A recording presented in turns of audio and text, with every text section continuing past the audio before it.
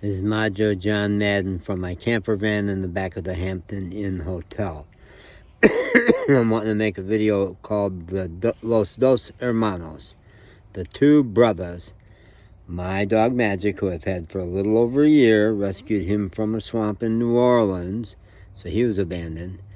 And our brand new partner in crime, who I named Bear, who we kidnapped from the peasant compound of the mechanic shop where we were out in Los Troncones Mountains outside of Victoria, place where Bear, who didn't have a name, was systematically mistreated and rejected, not fed much of anything, and never given love, and had rocks thrown at him because people didn't like him there. So here's Magic. Oh, fuck, how are we gonna do this? I'm sorry, I used a bad word.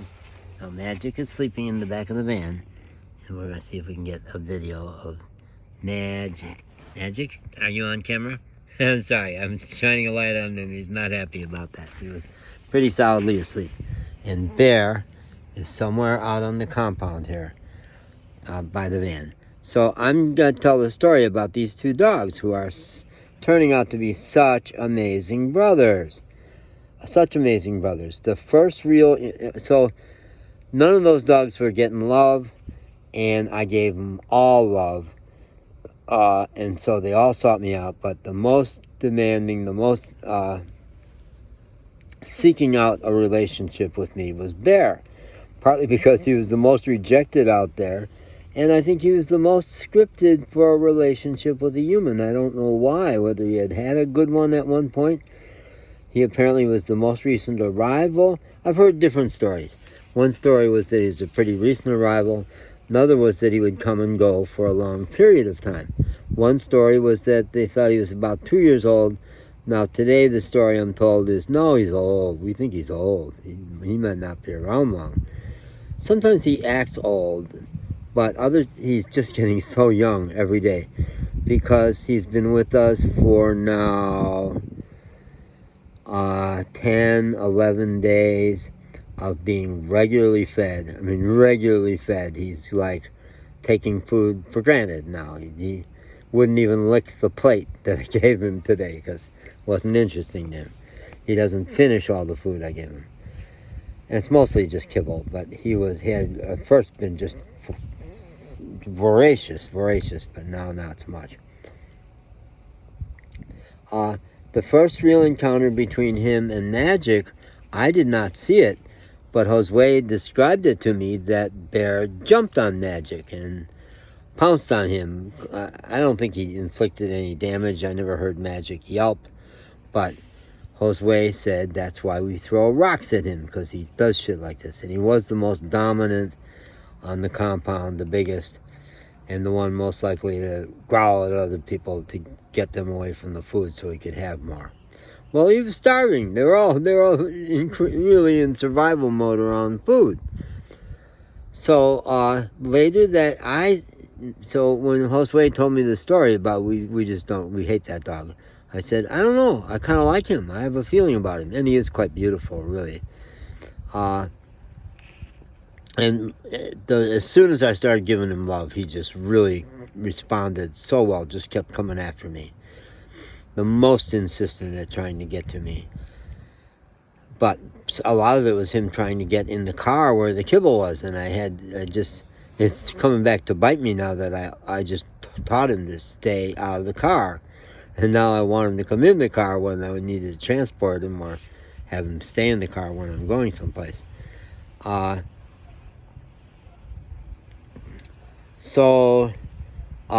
Second encounter so that night I was giving him lots of love, the night that he had jumped on Magic. He was standing in the doorway of the car, and I was giving him lots and lots of love, and he was kissing my face, licking my face, and then Magic's face. Magic was sitting on the seat where I am right now, next to the door, and Bear was reaching over and licking Magic's face, too. Magic's about to go somewhere. He wants to go somewhere, okay? Magic's gonna get out of the car.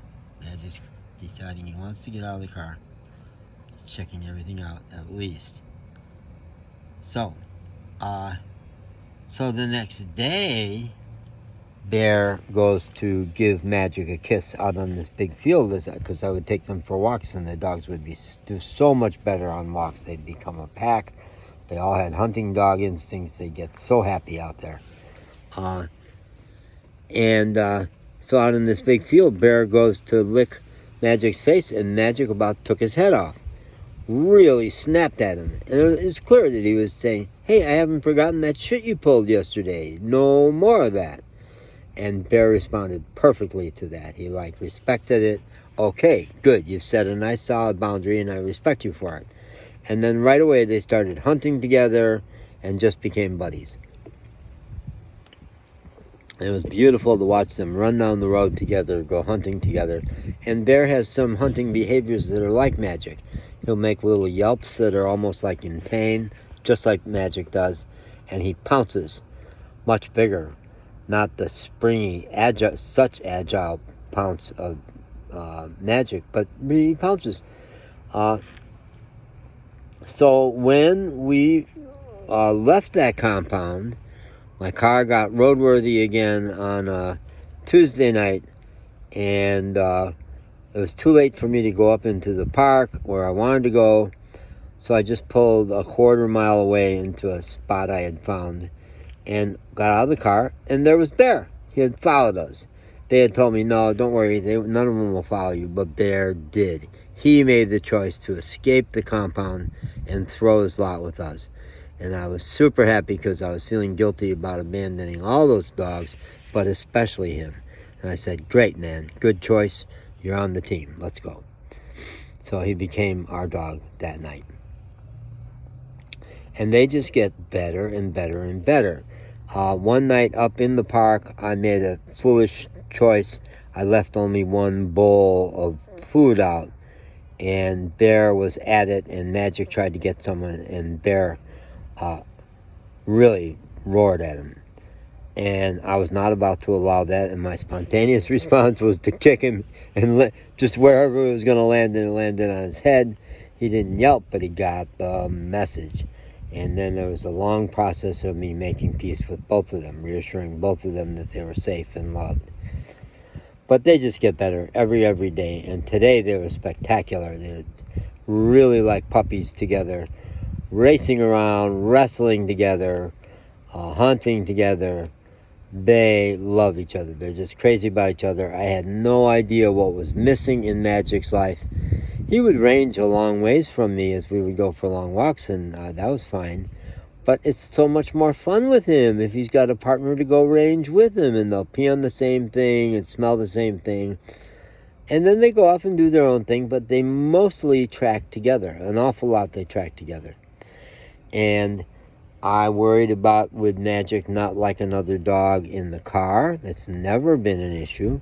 Bear does not like to come in the car. I don't think he has experience with being indoors really at all. But sometimes I need him in the car, like if I'm taking off and I need to leave them for a while, or if we need to transport him. So I have to shove him into the car, but he's resisting that a lot less. He used to be like the classic Far Side cartoon with all four legs spread out, hitting the doorposts and stuff. He's not pulling that. He doesn't jump in, but he lets me lift him in, and he doesn't resist it. So he does well in the car. And Magic does a lot better alone. Not alone. He does a lot better in the car with a buddy there with him. He seems way content. And when I come back and get them out, they seem like they're in great shape. So it's working out so well, and he is so endearing with me. He walks on a leash like a champ because he loves to walk next to me, because oftentimes when we're walking in the woods, he'll just walk next to me and let Magic go run. Because he's so happy to have a person who loves him. Loves him. Josue came today and tried to demonstrate how you use a strong, authoritative voice to get him to come. And I said, he's afraid of you, man. He ran away from you the other day. Do you think he's forgotten that you throw rocks at him? You've never done a kind thing to him. No, he's afraid of you. But boy, he loves me to death. And he has an aggressive side to him. He's learned that from his years on the street. And I don't mind that, because I might need it sometime. I'm sure he would protect me ferociously. So, great.